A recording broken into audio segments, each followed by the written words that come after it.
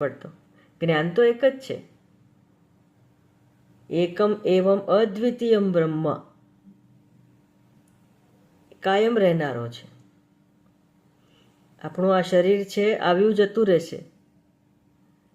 પરમ તત્વ ક્યાંય નથી જવાનું આવવાનું.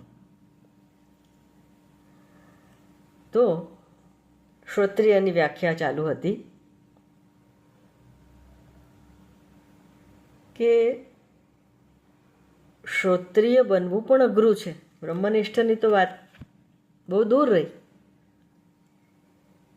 તો આગળ કહ્યું એમ આ શ્રીમદ ભગવદ્ ગીતામાં અને પુરાણ અને શાસ્ત્રમાં જ્યાં જ્યાં સાધકે કયા કયા ગુણને કેળવવાના છે, ઉપનિષદે પણ આ જ વાત કરી છે. એતમ